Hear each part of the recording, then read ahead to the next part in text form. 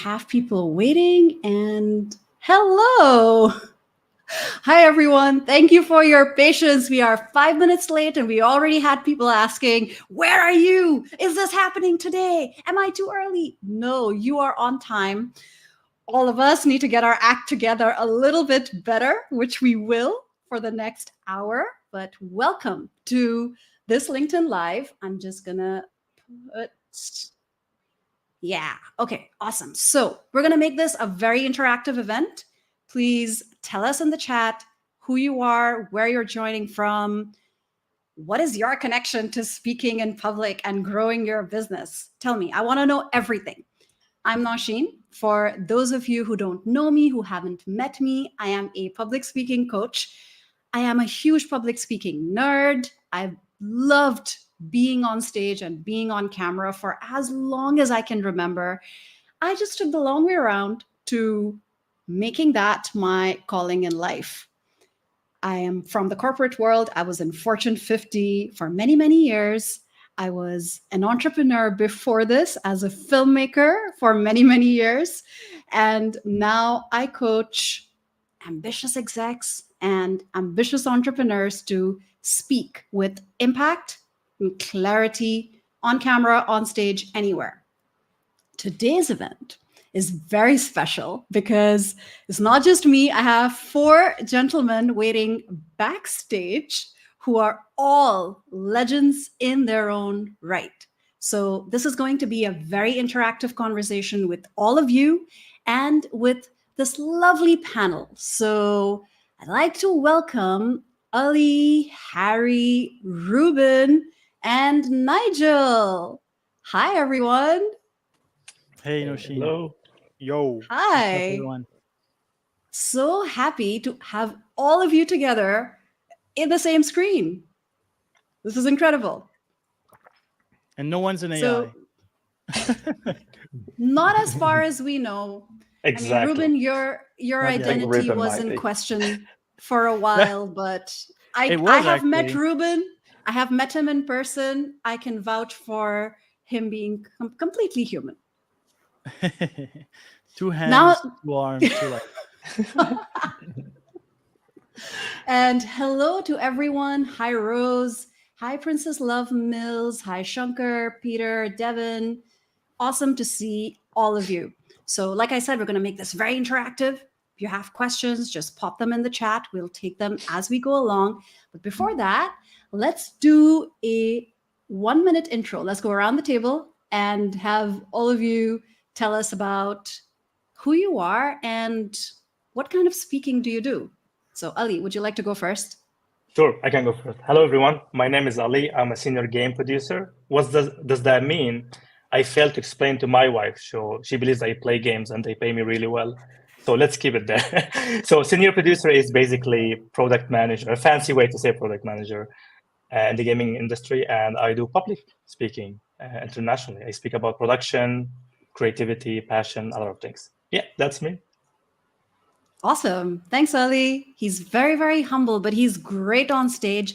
And last I heard, he made people cry with his story. So we're going to want to hear more from him on how he's improved his speaking. Nigel, hello. Hi, Nosheen. It's a pleasure to be Hi. here. So, It's yeah. awesome having you. Yes. Yeah, likewise. Yeah, so most people know me on LinkedIn because I built some marketing agencies and obviously use LinkedIn as, you know, a way to attract great talent and obviously build the business. But essentially 6 months ago, I was from the outside looking in, we'd hit this massive goal. I was on top of the world, CEO of this fast scaling startup. And I lost the person who believed in me most, and I nearly actually committed suicide. So since then, you know, it's been the hardest 6 months of my life, and I started my new business called David to Goliath. So we've got this audacious goal of hitting 100,000 subscribers in 1 calendar year. And the whole premise of it is to basically show people what's possible through the power of self-belief. And the reason I speak is I get on podcasts, I share my journey, I share my story.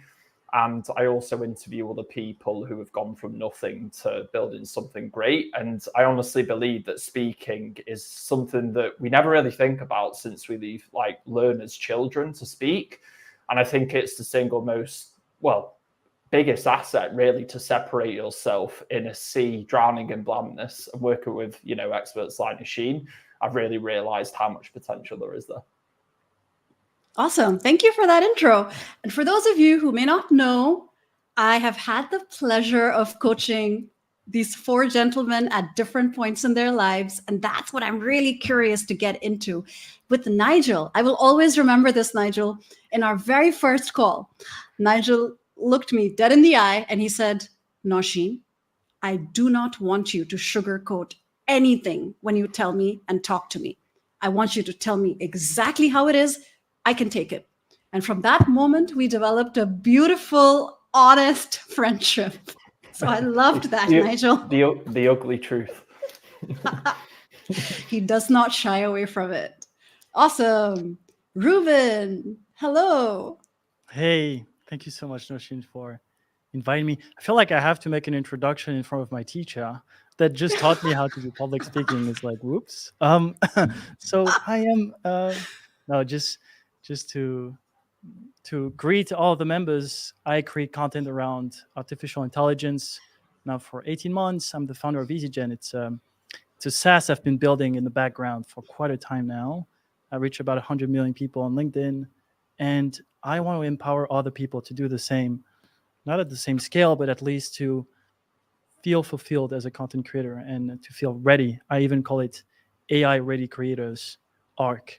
So this is my new journey. And along the way, I met Nosheen, first on LinkedIn, because we were ranked in the French ranking of content creators. And I wanted to be on stage. A lot of people were asking me to be on stage. I wasn't feeling ready. And she made me ready in about a month. That was very quick. And I went on stage in Denmark, in Tel Aviv, in Paris, in Florida, and I'll be in California this summer. So all of this, thanks to this crazy smiling purple hair, is Nosheen. Thanks, Ruben. And I love the new journey that you're embarking on. I want to hear more about the SaaS product that you're building. Sounds very cool. Just like I remember Nigel and my first conversation. I remember the first time that Ruben was contacting me for wanting to get coached. He messages me on WhatsApp. And I have very few of my clients or potential clients on WhatsApp. Ruben was one of the few people with whom I had that relationship. Messages me on WhatsApp saying, Nosheen, I need to talk to you. Do you have time? And I'm thinking to myself, what's happening, Ruben? What's going on? Is everything okay? And so I drop everything and I call him because he never messages me that way. So I drop everything and I call him and he's like, yeah, I have like 4 events coming up and I really want you to coach me. I need help. I need to speak in public. There was a bit of an alarm button like, Nosheen, please help me out. Like the Avengers, you just push a button and then they just run to the rescue. I like that. I want to be your support system at the push of a button. And last but absolutely not least, Harry. Hello. Hello. Hi, everyone. So I am Harry, content marketer and podcast host. The last 2 years, I've probably interviewed over 170 different gaming leaders. So I work in the gaming industry specifically. So I do a lot of connecting. So I try to bring people's voice, whether it be up on LinkedIn or through a podcast. So a lot of podcasts hosted. That's how I do my speaking. I'm looking to speak more on stage. And it kind of happened a couple months ago. I was in Barcelona and I knew I would be wanting to up my game with podcasts. And that's when me and Ali kind of had a heart to heart. And I had Nosheen's newsletter kind of coming in every day. And I was like, it's just the time and everything. So I was kind of like on a whim, like, all right, me and Ali, we're doing this together. So that's kind of how I landed here. And yeah, the way I speak, just want to do loads of podcasts. And yeah, bit of a fanatic when it comes to podcasts. That is a bit about me. I love that. And my first job was in the radio. So we have that love for telling stories and connecting with people with voice in common. And I'm so happy that you came into the bootcamp, Harry. And not just that, but you brought Ali with you. That's amazing. I got to know both of you, got to work with both of you, and it's been fantastic. So, how the rest of the hour is going to go, everyone? Ali was interested in knowing who was joining us. We have 148 people live with us right now.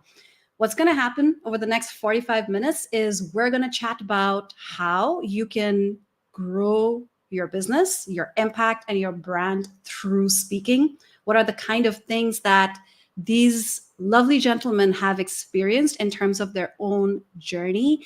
And you're all going to hear about how you can work with me if you like. Coming up very soon is my Speak as a Leader Bootcamp. The link is in the chat, and I will tell you more about it and give you a very, very special offer towards the end of our conversation.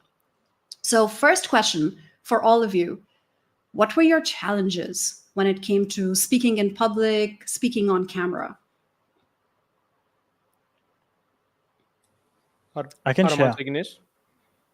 The delay. I'll take this real quick if that's all right, Ruben. Yeah, all good.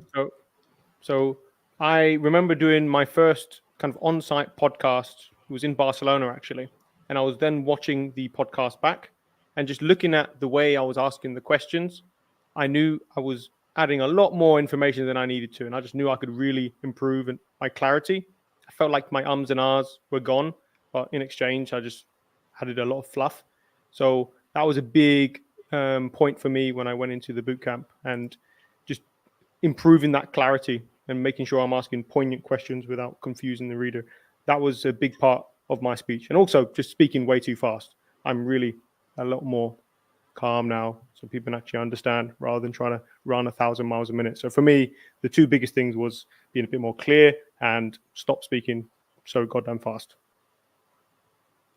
And I want to take a second to talk about that fast speaking. Question for all of you, all 165 of you who are here. Tell us in the chat, do you find yourselves speaking too fast when you're nervous? This is a sign that I've seen that a lot of people show, and it betrays your nervousness because you're letting the nerves get the better of you. And there are many ways to strategize and to solve this.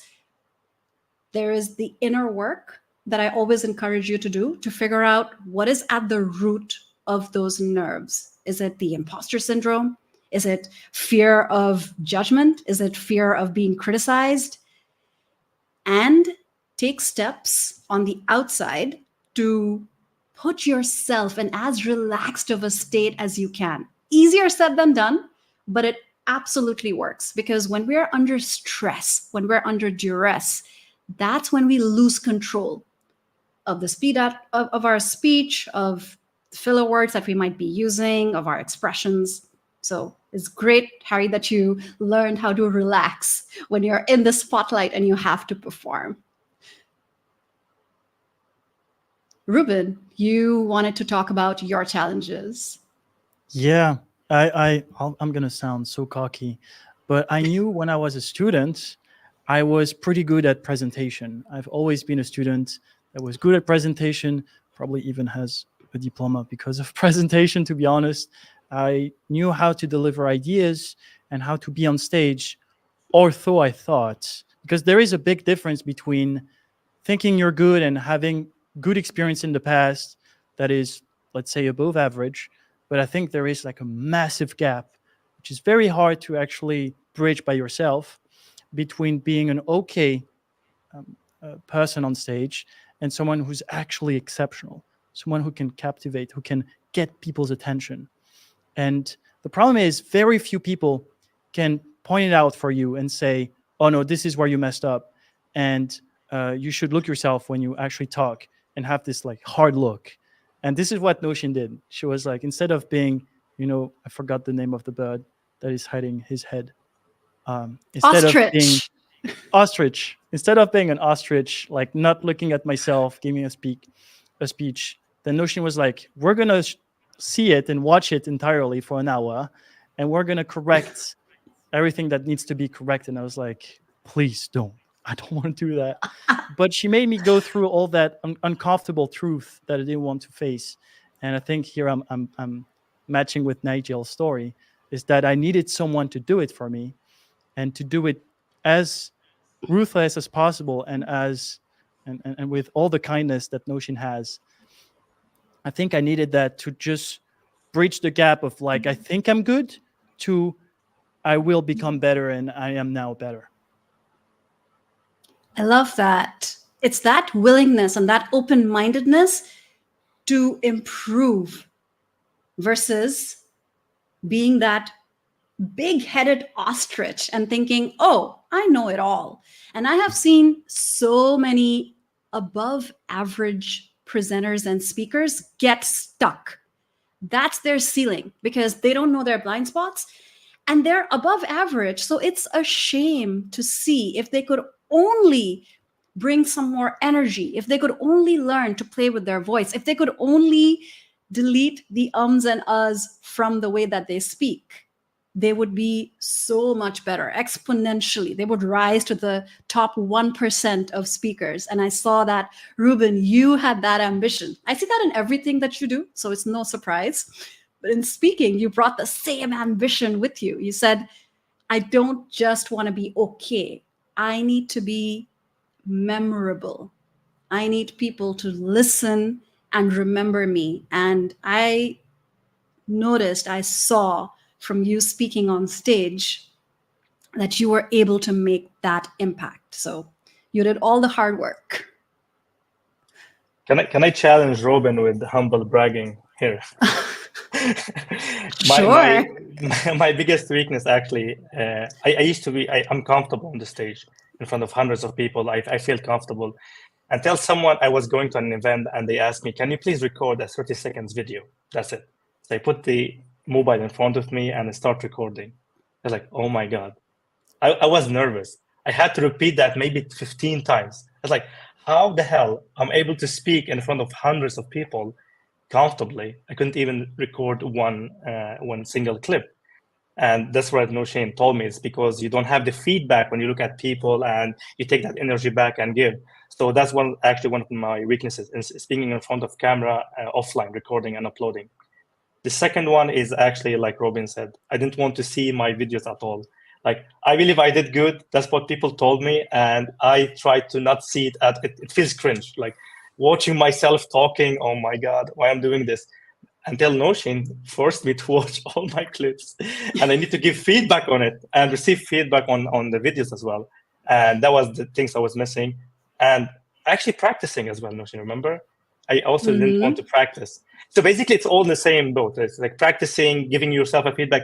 You're ignoring, comforting yourself, what you're doing wrong, for example, what you can improve on. So this is one of the things I actually benefit the most from the bootcamp. I love that. Thank you, Ali. One of the first things that I realized in terms of that brutal truth that you see when you watch yourself on camera, I realized this when I was still a filmmaker. I had this brilliant idea of hiring someone to follow us around as we were doing our film shoot. And I thought, great, they're going to get some behind the scenes footage. It's going to be so exciting. And sure enough, when they were on set, I was talking to the camera. I was explaining things. I was so proud of myself. And later, when I looked over the footage with my editor, he said, Nosheen, do you realize how many ums and likes you use per minute? And I said, what? Is that a lot? Are there a lot of them? He said, just watch. And I kid you not, it was, so today we're like on the set, we're going to be shooting like 2 scenes, and there was nothing he could do with the footage. That's when you realize, wow, I thought I was great. And sure, I don't get blank. I don't get nervous. I can talk. But what is the quality of the talk? What is the quality of the speech? It's not enough just having the confidence. Your speaking skills need to back that confidence. So I love that we're talking about getting from average, above average to exceptional. Nigel, anything you want to add? Yeah. And by the way, I've definitely been there before in terms of the and likes. And by the way, a top tip for anyone, someone who's close to you, get them to put you on the spot for every time you say and like, and you'll start to reinforce that positive behavior. It really helps. So yeah, I think a lot in terms of leverage, like getting more output for every input of time. So if I'm on a podcast and 20,000 people listening, how can I make that the one podcast episode that they share with their friends? And if I look back through human evolution, what's the one way that we've all communicated since the dawn of time? Storytelling. This is something that we've done as humans, whether it's orally, written, or now obviously verbal, for 50,000 years. So it's safe to say that it works. When I was working with Nosheen, I wanted to know, is there actually a playbook to how to tell better stories? And the answer is yes. So for me, a lot of the stuff I had to work on was really understanding how to express myself when telling a story, how to slow down, how to speed up, how to put power in my voice when I need it, how to, express the emotion to show sadness, for example, or laughter. And I think understanding all those key elements, as well as actually putting a framework together of what a good story looks like, I think this is such a huge competitive advantage. And for anyone who's tuning in now, I would challenge you to say that everyone thinks that they've not got a great story, right? But we've already heard all the stories, we've already heard all the greats, but no one's heard yours. And if you have a compelling way to share your story of the world, people will resonate with that and people will spread your word for you. And it's one of the highest leverage activities, understanding how to successfully articulate your story to the world. I love that. I can see the passion that you have for storytelling, Nigel, and you've always had that passion. Ever since we started working together, that was one of the first things that I noticed about you. There's so much powerful storytelling that you do, and you've harnessed so much of that now in your newsletter that it's a joy to see. Why speak at all in public? Ruben, this is a question for you, Nigel, Harry, and Ali as well, because Ali, you may not be building a specific business, but you are building your brand when you speak. So starting with Ruben, for example, Ruben, why was it important at all for you to speak? You were already, at the time when we started working together, you were already the top AI creator on LinkedIn. I believe when we started working together, you already had like 200,000 followers. It was crazy. You were already getting a lot of attention. So why bother? What impact did speaking have on your business? 200,000, millions of views, likes, comments. This is still numbers. By that, I mean, when you are a content creator, you are in front of your screen. It feels real, but it really isn't. It's really hard to actually connect with your audience. You can read a lot of comments, you can read all the replies you have on your emails, or try to get the messages that you receive and try to get the most out of it. Truth be told, you actually don't know the impact you have. When I went on stage the first time in Denmark, there was a woman who came to me after my speech, and she was in her 50s. And she was kind of like sorry to talk to me and take my time right after. And she just wanted to take a photo. And so I asked, oh, awesome. I didn't know people wanted to take photos with me. Do you like my content? And she's like, it's a bit weird, but I was supposed to come with my husband.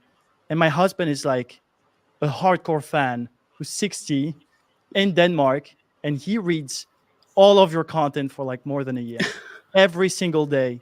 He reads it like the journal. And I don't know much about you, but what my husband says, and he couldn't make it because he was ill. So I just went to this LinkedIn speaking event. It was an entire day, knowing that I would just meet you so that I get one picture so that he gets it. And it was just fascinating to me that you had this one woman who didn't care about LinkedIn, just cared a lot about her husband, and she would meet this 25, I was 25 at that time, young man from France who would have her husband super excited about AI. And I was like, wow, okay, so I'm actually writing content for people, and actual people who lives in Odense in Denmark are reading it and are enjoying it. And I think this kind of connection is something you cannot have unless you actually go on stage and meet people. For me, I think the biggest bridge was really to meet people, and I cannot throw a gathering of like, hey, let's all meet together. Maybe we should with all the folks from LinkedIn. But that one lady that would come to me and say, hey, my husband is a big fan, was like the wow moment of, okay, those people exist. I remember when you did one of your events and we were debriefing later, you said, Nosheen, it was like having my audience from LinkedIn live in front of me, giving me Yeah. feedback as I create content in terms of speaking live to them. And you said it was incredible. It was like LinkedIn, but come to life in real life. Coming to life, yes. You're writing as you speak. And I'm usually like the nerd that just like the mad scientist, I make my studies on AI and then I have time to make my content and then I just publish it and it's done. But then it was live this time. It was really a rush of adrenaline. And then those moments where you meet those people and those stories. And it's really like a clash. It's no longer just one person telling stories and hoping it resonates with people, but just a clashing of mind with other people listening. Mm-hmm. And in this call, in this live event, I made sure that I wanted to talk to people like Ruben and Nigel who have built their businesses, who already have a large degree of success by anyone's standards. But I also wanted to invite people like Harry, who is building his business right now as we speak. Harry might be someone that a lot of you listening in could relate to, but what's unique about Harry is that he is using his podcast, he's using his speaking skills to build his business. Harry, what's the master plan? Alrighty.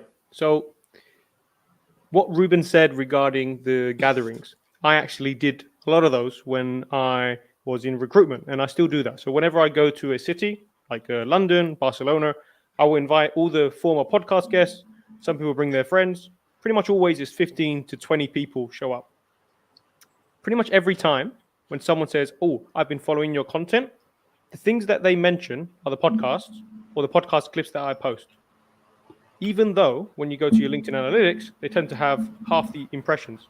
But when you're speaking and it's not text, that watch time and the amount of impact, the memory that the person's going to have is so much higher, it's going to stay with them. So if I only produced content that was text or pictures, that would be a fraction of the possible kind of impact I can have, whether it be an audio podcast or a video clip. So that's like number one, just in terms of being memorable. In terms of just building that connection, the podcast itself is massive when it comes to like building a relationship one-on-one with someone, and it brings that voice to everyone else. So in terms of building my business, the podcast complements everything super nicely. So like for context, I do content marketing. So I either do ghostwriting, coaching, or workshops.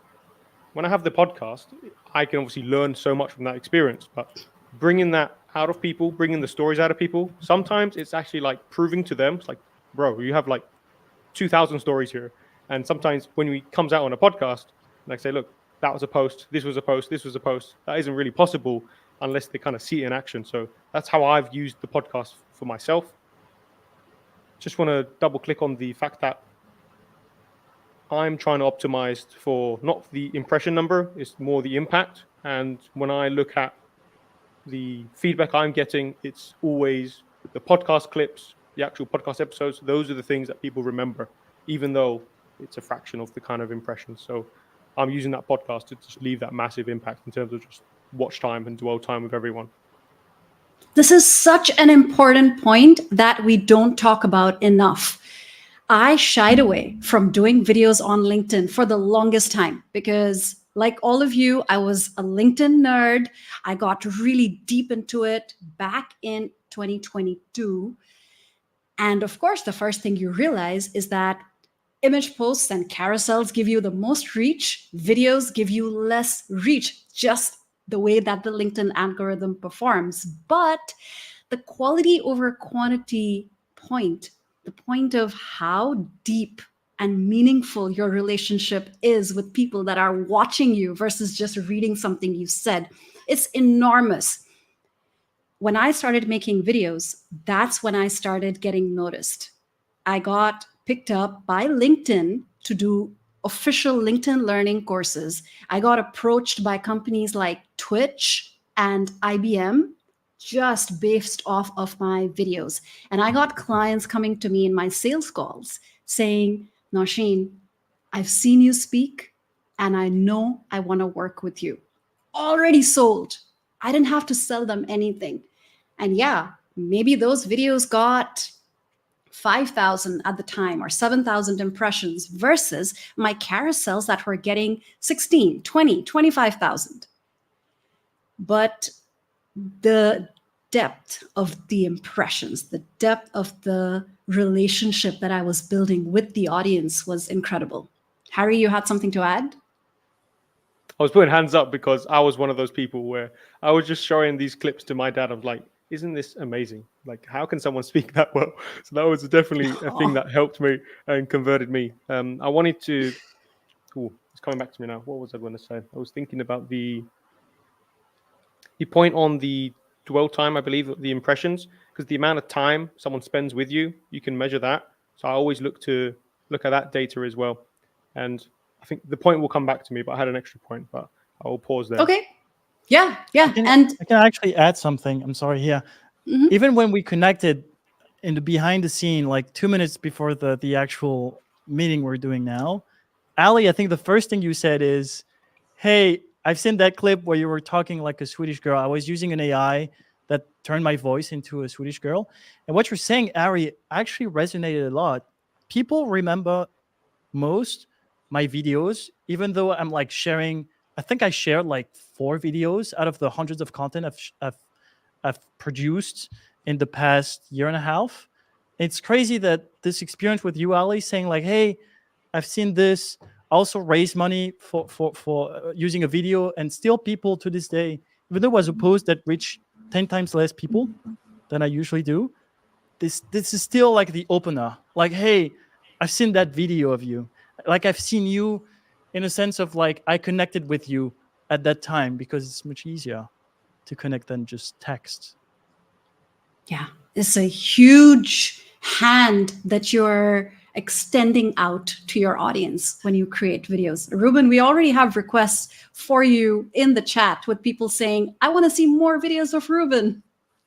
So the audience is out there. I'll be more on YouTube. Actually, this is like my half of the next year that this 2024 plan is going way stronger on YouTube. And I'll share clips just like Laura did on LinkedIn so that people can connect. Wow, Ali, that was awesome. Ali does that. Yeah. Speaking of Lara, hi, Lara. I don't know if she's still around, but yeah, working with Lara has been amazing as well. And Lara is such a superstar and a supporter for all of us. Nigel, you have been speaking on podcasts for a while. You were speaking even when you were the CEO of an agency before you branched off to do your own thing. What business results have you seen from speaking on podcasts and doing speaking in general? Yeah. By the way, Harry, did you have something to say? Sorry, it was a very quick point. I remembered the point.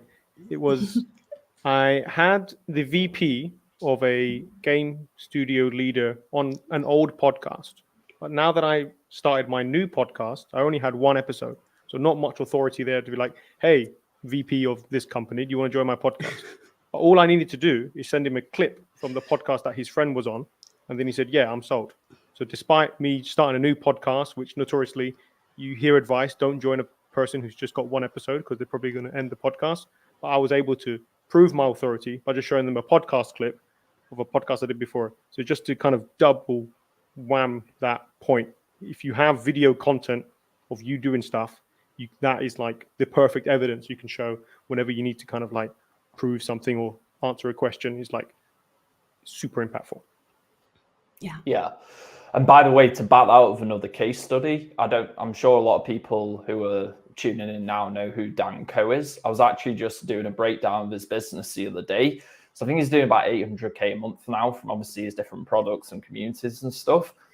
And he obviously has like 2 million followers on Instagram. He has, 500,000 on Twitter, 200,000, whatever it is on LinkedIn. 50% of his entire revenue comes from YouTube. But he's got about 500,000 followers. So it's one of his least followed channels. But to show you the impact of what video can do because of the depth, obviously the quality of that impression over 30 minutes compared to a quick post, which gets someone's attention for 30 seconds. I think that's a great case study. In terms of results, I think it's like this. Like obviously podcasts are great, but speaking in general, if you think about business as a whole or just in life really, if you can speak better, it helps you not only, when you go on a podcast, not only when you speak in front of people, not only when you go to motivate your team, also in business negotiations. Those big deals that when you sat around the table, how can you get someone's attention to obviously help you in a negotiation? We're talking like maybe increasing an acquisition by 10%. Think about the value of that skill set in your life. And for me, speaking on stage is really good because firstly, most people don't really have social skills anymore, right? Everyone's growing up online. So it's a great way to separate yourself from the crowd. Secondly, it puts a deadline in place. Now, Ruben, I'm sure you went through this experience yourself, but recently when I went to Sofia's biggest indoor arena in Bulgaria and spoke in front of 2,000 people, no one was getting up to speak on stage for me. I had a deadline and I had to get up and be presenting. If I went onto that stage without preparing, without understanding how to get that audience's attention, and by the way, I made a lot of mistakes. I'm still practicing here. That's why I work with experts like Nasheen. I would have looked like an idiot in front of all of those people. So it's like the ultimate accountability that if you set a date to go and do a public speech, I think it really just ramps up that pressure. As the old saying goes, pressure creates diamonds. I love that. One of the great things about speaking to an audience is that you can really work with their energy. You can really see what's landing, what's not landing, what's making sense. Are people looking confused? Are they not? And that's something that's missing from podcasts. That's why a lot of people find doing a podcast or creating video content a lot more challenging. And that's something that Ali was talking about earlier.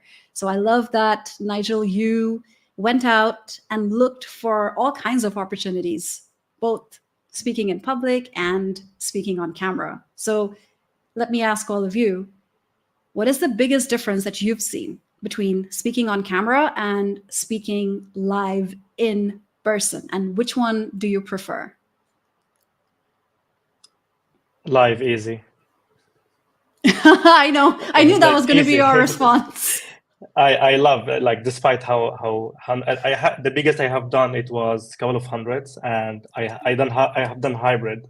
It was about a couple of thousands on YouTube and some of the on-site. It was at CD Projekt, if you know the Witcher game or Cyberpunk. It was there.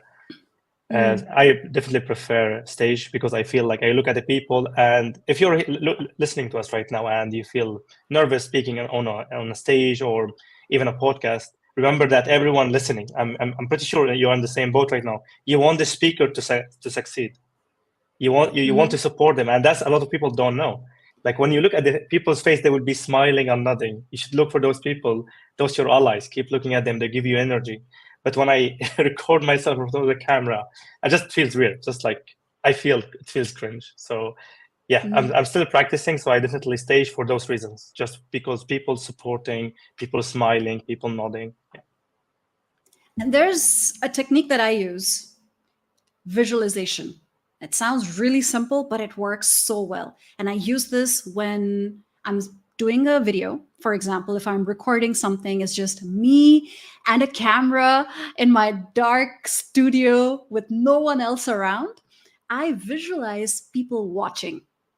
I visualize a friendly face like Ali on the other side, and I speak to them. It's definitely harder to do for those of you who draw energy from being around people. But then it also gets flipped. There are a lot of people that feel way more comfortable speaking on camera than they do speaking to a crowd. Any of you felt like that? Yeah, it's funny what you just said. I feel like talking on stage is like you're connected to a lot of electricity.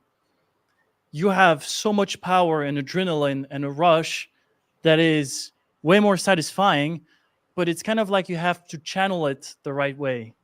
If you struggle to do it, then it's going to be a nightmare, because it can be like a self feeding monster, or you'll have a lot of nervousness, a lot of electricity. And I remember a little story about that is that Nosheen, as crazy as she is, she told me to do open mics before going to Denmark. So Denmark was my first moment I speak on stage, and it was 700 people. And she told me, "Have you ever done it before?" And I was like, "Not really, not in front of more than a class." And she said, "Okay, I have few places in Paris.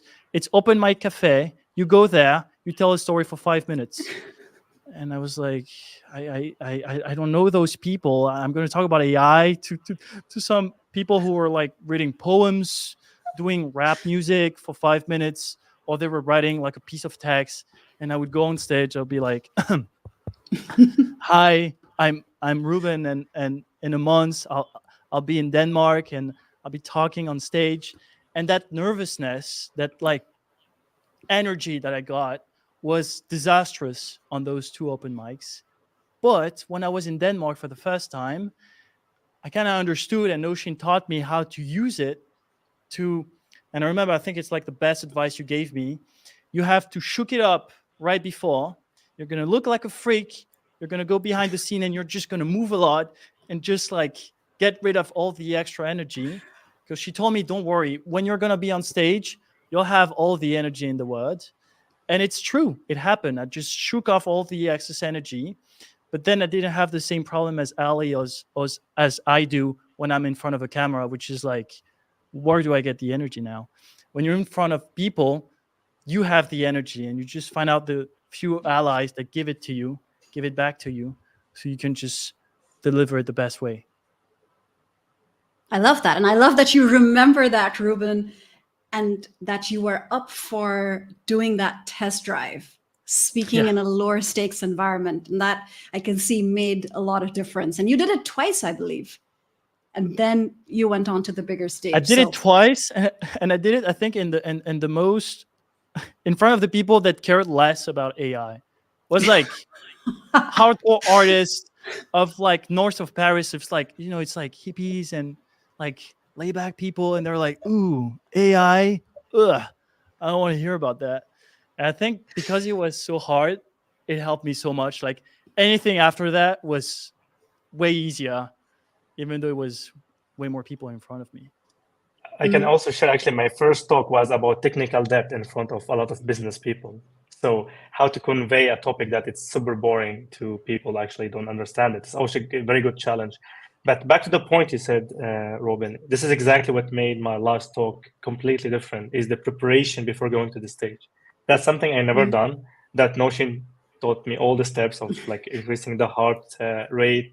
So you are hitting the ground running immediately. When you do all these things, you start to focusing on connecting with the audience rather than, am I speaking fast? Am I speaking slow? Am I moving too much?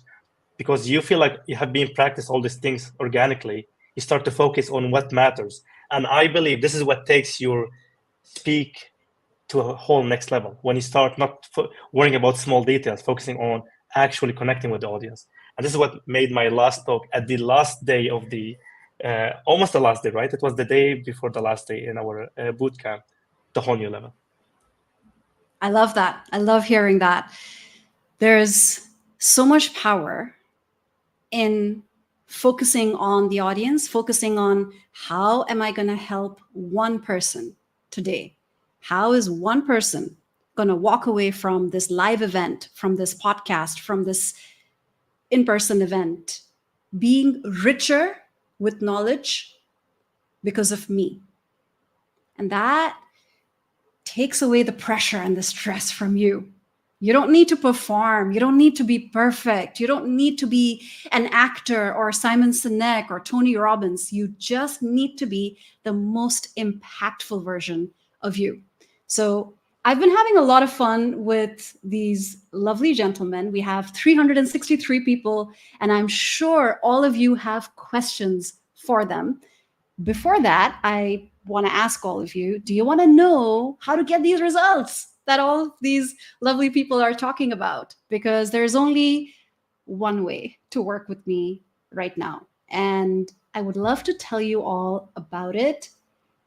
And then we're going to open it up for Q&A. So keep your questions. We're going to get to them very, very soon. I do want to make sure that I answer questions about the bootcamp as well. And Ali and Harry have been in the bootcamp, so they can tell you all about it. What is the bootcamp?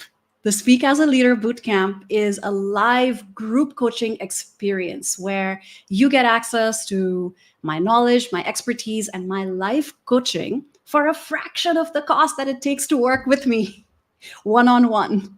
And not to brag, but one of the things that my ex-bootcampers have said about it is that they feel like they're getting one-on-one attention, even though they're part of a group. And that's what makes it beautiful. So I want all of you to know how to work with me if you want these results.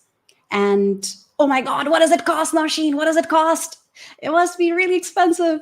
So just to give you some background, some perspective, one-on-one coaching with me costs about $7,000 for the package. An hour's consultation costs $850. So for 4 weeks of working with me, getting access to me live, to getting my coaching, and having me there to answer your questions, both live and async during the week, you get to work with me in the bootcamp for just $1,250. And it's a 2-month package. So we get a month of live coaching sessions and another month of support in the community. These are some familiar faces for Ali and Harry. And of course, all of you here are live with us. So of course, I'm going to give you some bonuses that other people don't get. By the way, doors are closing in 2 days, just so you're aware. You only have 2 days to sign up. But if you sign up today, you get these 2 bonuses. You get access to my self-evaluation and peer evaluation toolkit. Nigel and Ruben will both be very familiar with this because we do this in all our one-on-one sessions where you understand how to evaluate your own speaking skills and you build a 360 speaker profile using peer feedback. So you get that as a bonus, $150 worth, and you get a second bonus where you get an extra month. So normally we have 2 months of access to the Speak as a Leader community where you have a very strong, tight support network that will give you feedback, watch your videos, and be there to respond to your questions. You get an extra month of that built in for $250. That's all that you get if you join us today. That's all the pitch I'm going to make because I don't want to stand between you and these lovely gentlemen. So with that, tell us what questions you have for all of us. I'm also just going to leave the link in the chat. And the floor is yours. While we have some questions coming in, do any of you have questions for each other?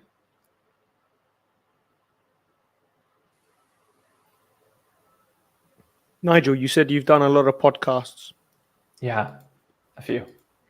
Yeah. So would you have told yourself when you were first starting out in the podcast, if you had to say one thing about kind of your performance as a interviewer?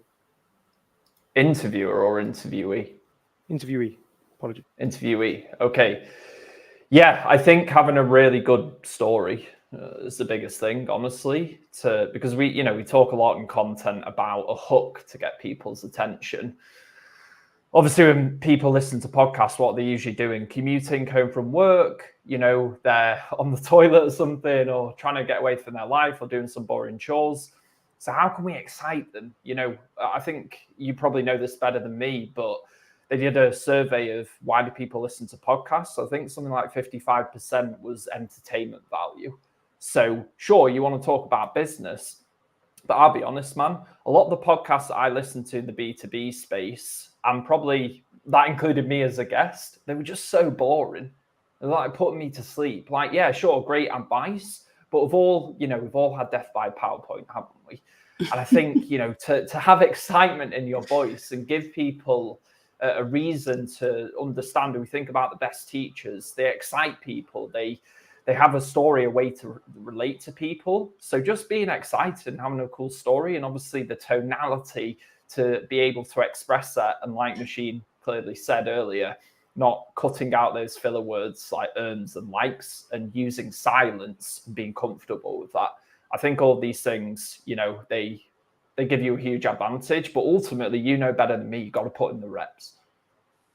For sure. And I'd second that point. Like, the same message can make such a different impact depending on the delivery. And I've always encouraged two things, like keep the replies to 2 to 3 minutes so we can have an actual conversation, so people don't have that tune out, but also stories.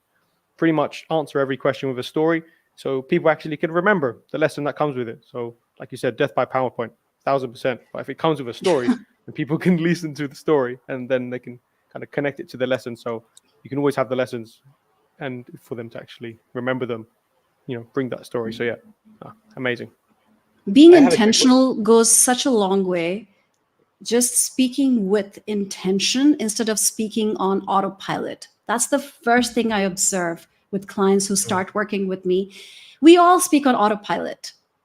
We're lazy, but the best speakers are never lazy. They're intentional with their choice of words, choice of stories, choice of gestures, the way that they use their voice, their energy, their body language.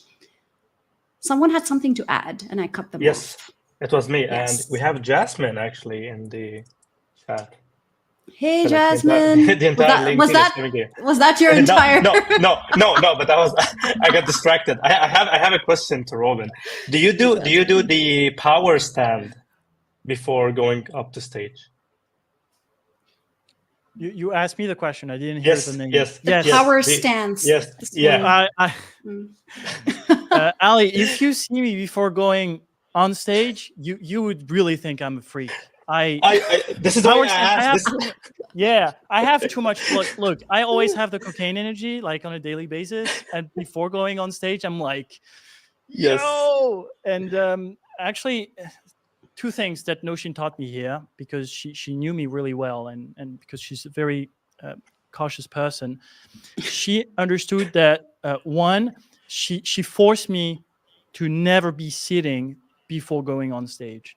I think that's like the best advice you gave me, Nosheen. She said, whatever happens, and actually a lot of the time it happens, right before you go on stage, you just stand up and you say, I'm sorry, I have to go to the toilet for like 15 minutes. And you have to go, you have to leave. And a lot of times, like, I'm someone who's like too polite. And I'm like, I'm sorry. And you're listening to someone. And she's saying like, no, you leave. And so I would leave. And then power stand is not enough for me. Like standing right here like this is not enough. I have to move. I have to like get things away from my legs, get things away from my arms. I have to yell stuff. I have to whisper stuff. So I keep saying the same sentences. Nosheen has this exercise where you say the same sentences, but in different with different emotions. And it helps a lot to say something whispering. And something was a lot of heroism, and something was more like being scared. And actually, like, getting those emotion out, they come much more naturally when you go on stage. So it was a mixture of not being too polite to just get the fuck out of the place so that you can practice a little, and then getting your energy out through hand movements and legs movements, like almost like you do sports, and going through all the arrays and spectrum of emotions right before going on stage, so that you can actually deliver it, so that you don't forget it because I think that when you're actually delivering a speech, you kind of forget the emotion that you reflect to other people. And so that when I go through all those spectrum, I would actually I was actually doing it for other people, and people would actually connect. So yeah, I think this is like the whole process that makes me a freak in the end. No, I love that. That's exactly what I encourage people to do, to create their own pregame routine, their own warm-up routine. And Ruben has walked you through quite a bit of what I teach in terms of physical warm-ups, vocal warm-ups, and expression warm-ups. There's a weird thing happening here, everyone. Usually towards the end of events, you have people dropping off. We have more and more people joining. It's bizarre. That's a sign. That's a the sign. power We of need to all stay of you. longer. I know we are on time, but we do have quite a few questions from the audience, and I want to make sure all of you get value. Are you okay to stay for another 10 minutes? It's totally okay if not. I can do 5. good? You guys keep continuing. All right. in turn. All right, Ruben, here for 5 more minutes. Anyone has questions specifically for Ruben, tell us now or hold your peace till the next time you catch him live. Might not be soon. We have questions from Camilla, who says, do you speak differently online versus on the stage? Plan your speech differently, use different tools or techniques to engage the audience. Camilla, I'll tackle this and I'll let any of you add anything if you like. Speaking online, speaking in person, speaking in a tiny boardroom, speaking to a group of people huddled in a corner, you need to have the speaking skills that make an impact. If you are armed with the right speaking skills, then the platform won't matter. The environment won't matter. If you understand how to show up with the right energy that Ruben was talking about, if you understand how to play with your voice so that you're not monotonous, if you understand how to use your body language, whether you're online or in person, then you'll make an impact anywhere. Anything to add? Actually, yes, because I wanted to go back to what Nigel said in the beginning. It's funny that when I do speaking gig, I feel like I'm acting in a good way. Like I learn how to act with Notion, to like put on this mask where I have all that energy and the right emotions that I want to convey. But Nigel said it right. He said, well, technically, if you can do that all the time, especially in business settings, when you're trying to raise money, when you have to motivate other people to either work with you or do something for you, I think it would be like the most helpful skill set you can ever have. And this is not just acting when you're presenting, but it should be something you embody throughout your career. Absolutely. I have to go. My brother is waiting for me at a restaurant. That was Hello, so lovely. Ruben's brother. Please, guys, continue. I don't want to be the one, the potty pooper. Thank you so much, Notion, and I'll talk to you soon. Thank See you, you later, Ruben. All the best. Awesome having you with us. All right, we have a question from Rose who says, what's the biggest difference between video presentation and in-person presentation as far as techniques and body language? So we just talked a little bit about this, Rose. In terms of body language, when you're on stage, of course, people are able to observe all of you. When you're on camera, they can only see whatever you show them. So when you're on camera, make sure that your framing is set up so that people can at least see your head and torso, and then use your gestures. Imagine if I was just sitting here the entire time with my hands plastered to my sides and I'm just talking. It would be so weird. When you're on stage, make sure that the bottom half is firmly planted on the ground. So stand with your legs roughly shoulder width apart, and then animate with your top half. Don't walk too much. And if you are walking, then make sure you spend time in a particular spot before moving on. So I hope that was helpful. Like you said, those are a handful of tips. It's about being aware and intentional with your body, with your voice, with your energy. Awesome. We have a comment on Nigel's podcast here from Elijah, who loves your podcast. No, people love you.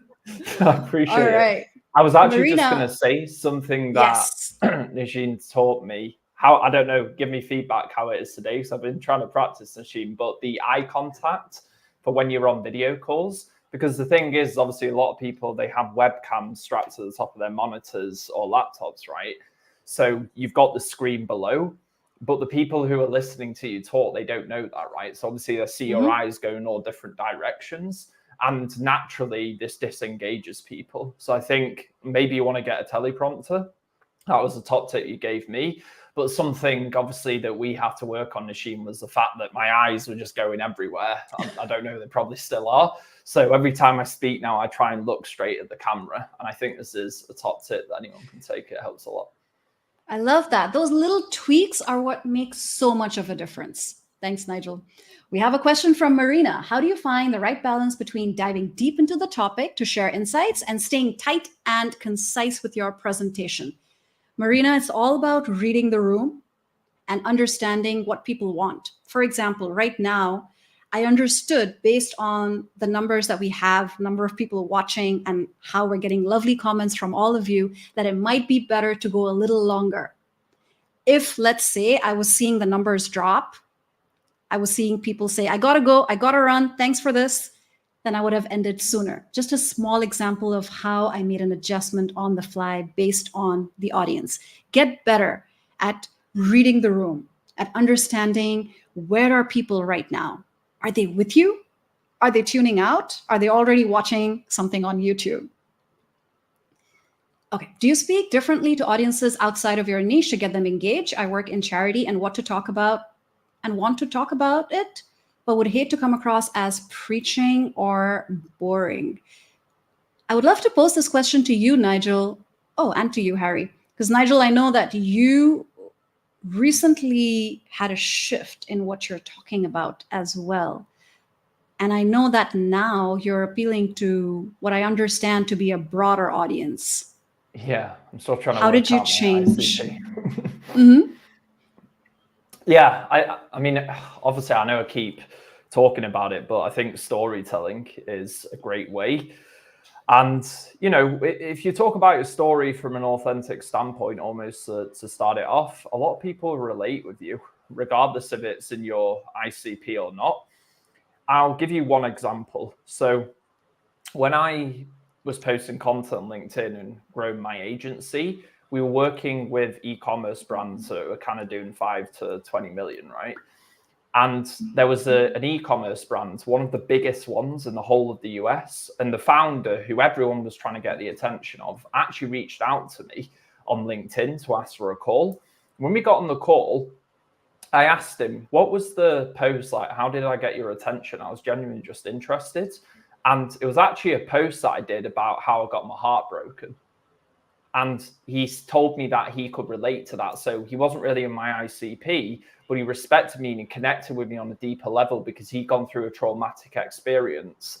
And that just, it gave me a lot of lessons. And like humans, even if they're in a different ICP, so to speak, we're all still human. We all go through the same challenges and struggles in life.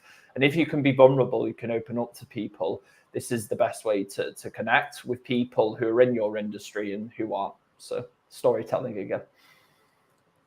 And I have had very similar experiences. I love that you've experienced this firsthand, Nigel, because I get clients coming to me all the time and saying, I identified so much with your story of finding out you were adopted. I identified so much with you talking about your experience as an immigrant, your experience adopting another country as your own, your experience thinking, I don't want to be asked where I'm from. Things that you might feel are too general to appeal to your niche, but people are people. It's bizarre and it blows your mind how much that's relevant, whether you are in the B2B space or the B2C space or the C2C space. People will always have the same instincts. Everyone wants to be understood, be heard. Everyone wants to relate. We love finding people that are similar to us because we want to know that we are not alone in our experiences. And when you share stories, you are building that bridge between you and a stranger. And that bridge can be so powerful. Harry, you had something to add. Yes, just on the charity piece, 1000% when it comes to building those stories. I thought, because I've actually worked with Chantel on coaching wise, so the relationship building part of charity work can be the thing that brings people in to hearing you talk about charity. So if you are talking about charity and that is the first thing they read, potentially on a LinkedIn post or in a conversation, maybe start with how you're helping people and how you go about helping people, and then they stay along for the ride. So you can kind of hook them into the conversation with something that is a lot more broad, which everyone can relate to. And to Nigel and Nosheen's point, storytelling, I have a good example when it comes to when I talk about my family and how kind of going solopreneur and kind of working for myself has allowed me to move back home to Cyprus to be with my family. That again, people bring that up on calls, people resonate with that, they can relate to it. And this isn't a post about kind of posting more on LinkedIn, but that will bring people kind of into the universe, and then they stick around to hear about the charity stuff, the LinkedIn stuff. So it's definitely a combination of things. Don't feel like you have to post about stories all the time and then only talk to people about charity one-on-one, and also the vice versa. Don't think you have to only be like speaking about charity, but then they don't stick around because, again, people want a bit of entertainment to stick around for the stuff. Can I add quickly something here? If it's beside the storytelling, if it's some techniques here, if you are doing presentations, make the visuals appealing. And this is what a technique I use to speak about technical depth. It's super ultra boring. It's so complicated. But when you simplify, less text, more images, make it really nice and appealing, this will help to make anyone kind of connect and just be more interested. The number of the slides doesn't mean every slide we need to stand 1 minute. Some slides could be 2 seconds. Some of the slides you can stand a bit more. So this one kind of techniques visually, how you do transitions, some animation, it helps a lot. Break the monotony. Exactly. Break the predictability. People 100%. are not just lazy, but very easily distracted. Someone has a text message, an Instagram notification, anything popping up on their phone, you need to be more interesting than that. You need to be more interesting than TikTok and Instagram and their clients' emails for them to pay attention to you. If you're becoming predictable and boring, they're going to tune out. One last question from Nishika. How important is networking in conjunction with public speaking for business growth? And what are some tips for effective networking through speaking engagements? So when you're there and you're speaking in person, always find time to talk to people after the event. After the event. I really recommend that you don't distract from your talk, distract yourself by going and networking too much before your talk, especially if it's right before. You need your mind in the game. Take time afterwards when they've heard you anyway, which means they're going to be in a better position to want to get to know you, and stick around and network. Online, give people a way to contact you afterwards, and make sure that you're speaking to them, engage them during the conversation, the podcast, the presentation. I also would, again, love to hear your insights on this. I know, Nigel, you're working. I was going to say that, I know you said don't network before, not on the day, you're right, you want to stay focused. But ideally, if you talk to people and maybe have some Zoom calls with some people, whether it's the person who's running the event or some people that are attending, then you can tailor your message to those people's, if you ask them questions such as what problems you experience in life right now, maybe it's a specific ICP in a certain business or industry, where do you want to go to, what the challenges you're having? Because if that message comes to them, and then within your speech, what you can do is you can actually use examples, one, of people you've spoken to, and then you can use case studies of the things that have come up in conversation. It will seem a lot more tailored. I always remember Alex Hormozi had this story of where he prepared this huge pitch for quite a few weeks, and he went out with this group of business owners the night before, and he realized that his pitch was just so off. So that night he stayed up all night and completely changed his entire pitch. And then he delivered it the next day, and he said it was like one of the best pitches he's ever delivered because it was so tailored to that audience. And when obviously you then go to connect with people afterwards, you've already started the conversation. And I think this is something that people get so wrong with networking events, because if you just leave there with a load of old business cards, which, let's be honest, just get chucked in the bin. Yeah, you don't want to be going with that strategy. That's the old-fashioned way. Connect with people before. Everyone has a social media presence these days. And then start the conversation. Get them involved so they feel empowered, like they are literally part of the talk. Imagine how much you'd appreciate that the speaker involved you in the talk. And then afterwards, then you can build on them and then potentially go and do business with them. So that'd be my advice. I was the director of this small community called Startup Grind, and we held events for entrepreneurs and startups. One of the principles, the values that we introduced at the beginning of every event was make friends, not contacts. Give first and then take. So often we walk into these networking events just thinking, how can I pass out my card to the most number of people? How can I go and say hello to the most famous or the most important person in the room? We very rarely think, how can someone else benefit from my experience today? And it sounds selfless and angelic, but it's actually more selfish, because that's the best way to build strong relationships. And I posed the question to you, Nigel, earlier, because I can see the kind of relationships you've built in the industry. I see how much respect and love people have for you. And I know that has come about because of a very intentional effort on your part to create and sustain those relationships. So I love that. So we have almost 450 people.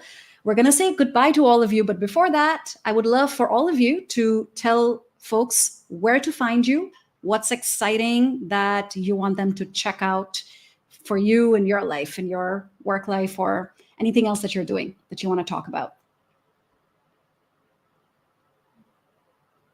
Wow, we're all so shy. Harry, So polite. I'll let you go first. Yeah.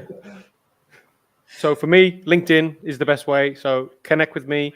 And in terms of the most value, I'd say is the podcast. That will be my only shameless plug. So if you go to my profile, scroll down, you see Harry Foku, the playbook. If you click that, there will be a Spotify link, but it's available on most podcasts. It's got one episode now, and I've recorded 3, so there should be a lot coming up. And the next one's with Laura Acosta, which was just edited. So that should be a fun one. So if you like speaking stuff, it should be down your alley. So follow me on LinkedIn. That will be mine. Thank you so much. Awesome. Ali, Nigel? You want to go last, do you? So yeah, obviously davidtogoliath.com is the newsletter that I write on a weekly basis. And no, this is not just another email gathering dust in your inbox. Raw, naked personality splashed all over your screen with epic storytelling, comics, and a way to really express the personality, and me documenting my comeback from near suicide to building something massive in public and inspiring people through what's possible through the power of self-belief. So davidtogoliath.com, we send two newsletters out on Tuesdays and Thursdays. And please connect with me on LinkedIn, share your story of the world. And lastly, let me just say this. Nosheen is a great human. And the reason why I say that is, obviously, when we worked together, she had stuff to deliver on, but she went above and beyond, and it always came from a place of care. And this is the most important thing, because behind the screens, when it's all said and done, we're only going to have the memories and experiences in our life and the people we've had them with. And I'm very fortunate to have those experiences in Nosheen. And for anyone who wants to connect with her, she's just a great person. So I think you should be proud of yourself, Nosheen. Oh, thank you, Nigel. Extra emotions that I wasn't prepared to deal with on a Tuesday evening. Thank you. That is so kind. Yeah, that was too emotional. Even myself, I did. Oh my God, it's not me. No shit. Please, same as the rest of the guys, LinkedIn is the best platform to be connected with me. I share, if you are interested in changing your career from a different industry to something else, I did the journey and I shared the steps. I work in the gaming industry. If you are interested in joining the gaming industry, I'm more than happy to help you, support, free mentorship. I can review your CV. Please connect. And I also head of course of education producer. If you're interested in becoming game producer, I'm also happy to support you. So the course is in my profile. Check it out. And thank you so much for spending the majority of your evening with us. That's amazing.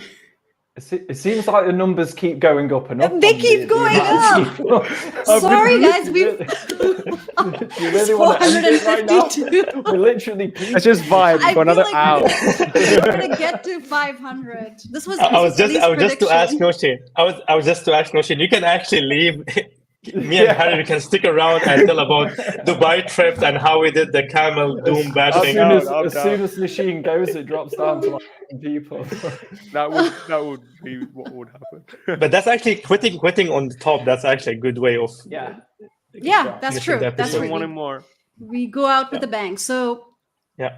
thank you for all the lovely sharing of experiences and stories. Thank you for bringing all of you to this live event. Thank you for staying back for 21 extra minutes. I can't believe we're still at 454 people. I don't think I've done a live event that has been this popular right up till the last minute.